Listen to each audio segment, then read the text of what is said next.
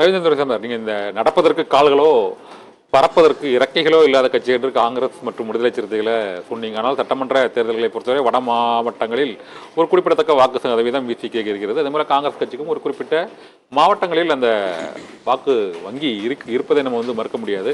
இருந்த போதிலும் இப்போது இந்த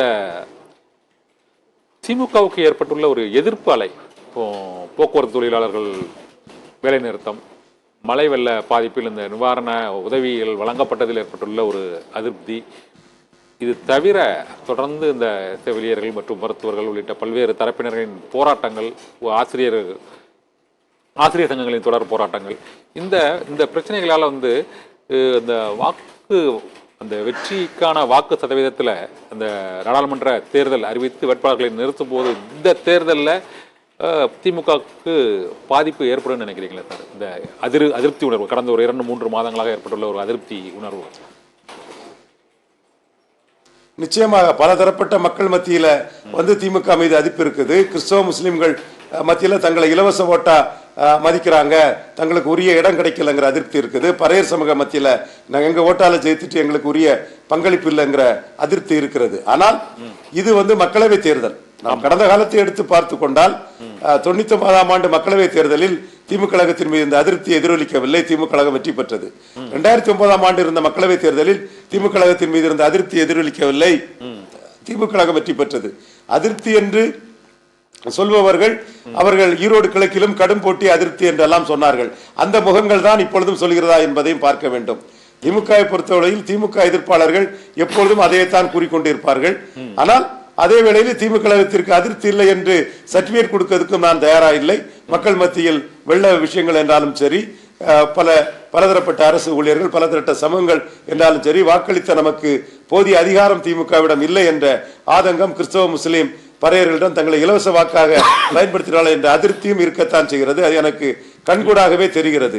அதே வேளையில் இது மக்களவை தேர்தல், இது ராகுல் மோடி வேணுமா வேண்டாமா என்று நடக்கக்கூடிய தேர்தல் என்பதனால் இந்த இஷ்யூ எல்லாம் எதிரொலிக்காது என்பதுதான் 2009 99 நமக்கு கண்முன் ஆதாரமாக இருக்கிறது. அதே போல் ஜெயலலிதா அம்மையார் மக்களவை தேர்தலில் 45% வாக்கெடுத்தவர்கள் சட்டமன்ற தேர்தலில் 40% வாக்குதான் எடுத்தார் என்றதும் பார்க்கும் போது 5% அவர் ஆட்சி அதிகாரத்தை வைத்து எடுத்தார் என்று சொல்லும் போது திமுக கழகத்தின் ஆட்சி அதிகாரத்துக்கு முன்பு பிளவுபட்ட கூட்டணி இல்லாமல் சதிரி இருக்கக்கூடிய அதிமுகவில் யாரும் நிற்க மாட்டார்கள், அவர்கள் மோசமான சூழ்நிலையை அடைவார்கள். அதை நாம் தமிழர் சீமான் போன்றவர்கள் கூட அதிமுகவின் பலகீனத்தில் எடப்பாடியை பலகீனப்படுத்தி வளர்வதற்கான வாய்ப்புகள் கிறிஸ்தவர், முஸ்லிம், பறையர் சமூக மக்களிடம் இருக்கிறது என்று நான் கணிக்கிறேன். 24 தேர்தல் முடிவுதான் என்னுடைய கூற்றின் உண்மையை உங்களுக்கு நிரூபிக்கும். இந்த எம்பி தேர்தலை பொறுத்தவரை இந்த நாம் தமிழர் கட்சி, மக்கள் நீதி மையம் ஒரு மிகப்பெரிய தாக்கத்தை இந்த தொகுதியிலும் ஏற்படுத்த முடியுமா சார்? சட்டமன்ற தொகுதிகளில் ஒரு 2000 ஓட்டு 4000 ஓட்டு இந்த மாதிரி நாம் தமிழர்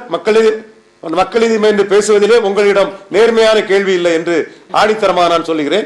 மக்கள் நீதியம் கூட்டணி போயாகிவிட்டது, திமுக அணிக்கு ஆதரிச்சு விட்டாகிவிட்டது. அந்த கட்சியை நீங்கள் நாம் தமிழரோடு இணைத்து கேள்வி கேட்பதிலிருந்தே நீங்கள் அதில் ஒரு இக்னரண்டாக இருக்கிறீர்கள் என்பது தெள்ள தெளிவாக தெரிகிறது. நாம் தமிழர் தனித்து போட்டியிடக்கூடிய கட்சி, தனிச்சு போட்டக்கூடிய கட்சிக்கு ஒரு மக்கள் நீதி மையம் தான் ஈரோடு கிழக்கில் திமுக கழகத்தை ஆதரித்து விட்டார்களே, ஈரோடு கிழக்கில் திமுக கழகத்தை ஆதரித்து விட்டார்களே தங்கள் கூட்டணிங்களால தனி வாக்கு வங்கி இல்லை அவர்கள் இல்ல. நாம் தமிழர் மக்கள் நீதி மையம் அப்படிங்கும்போது தனி வாக்கு வங்கி அவர்களுக்கு இருந்தது, தனி வாக்கு வங்கி அவர்களுக்கு இருந்தது. அதைத்தான் அவர்கள் திமுக அணியோடு ஈரோடு கிழக்கில் தனித்து நிற்காமல் அந்த தேர்தலில் அவர்கள் அவர்கள் கை சின்னத்தை ஆதரித்து விட்டார்களே, இவிகேஎஸ் இளங்கோனை ஆதரித்து விட்டார்களே, அந்த அணியோடு ஐக்கியமாகி விட்டார்கள். கமலஹாசன் பிறந்த நாளில் கமலஹாசன் வாக்கு வங்கியை மதித்து மா சுப்பிரமணியம் அன்று சேகர் பாபு 2 அமைச்சர்கள் ஒரு கட்சி தலைவரின் பிறந்த நாளுக்கு இருந்து திமுக கழக தலைவர் முதல்வர் மு.க. ஸ்டாலின் அவர்களால் ஒரு அரசியல் சக்தி நம்மோடு இருக்கக்கூடிய சக்தி என்று கமலஹாசனை அவர்கள் அங்கீகரித்து விட்டார்களே. நிச்சயமாக கமலஹாசன் அவர்கள் எதிர்ப்பு வாக்கிலானால் திமுக கூட்டணியில் இடம் பெறுவார். அதற்குள்ள ரேகைகள் எல்லாமே இருக்கின்றனவே. நீங்கள் சீமானோடு கமலஹாசனை ஒப்பிட்டு போடுவது பொது வழியில் ஊடகத்தில் இருக்கக்கூடிய ஒரு தீண்டாமை நாம் தமிழர் சீமான் மீது கடைபிடிப்பது போல் நீங்களும் கடைபிடிக்கிறீர்களோ என்று நான் கருதுகிறேன். அது தவறான பார்வை, நியாயமான ஒப்பீடு அல்ல, அது மோசம் என்று நான் கருதுகிறேன். ஓகே ஓகே ரவீந்திரன், நீங்க சொல்ற மாதிரி நாம் தமிழர்கள் வந்து சீமானை பொறுத்தவரையில் அவங்க சீமானை பொறுத்தவரை தனித்து தான் போடுறாங்க. ஒன்றும் மாற்று கருத்து இல்லை. மக்கள் நீதி மையம் அந்த அளவுக்கு இல்லை. இந்த தடவை அந்த பாரத் ஜோடா மக்கள் தான் முடிவு பண்ண வேண்டும். மக்கள் தான் முடிவு பண்ணணும்.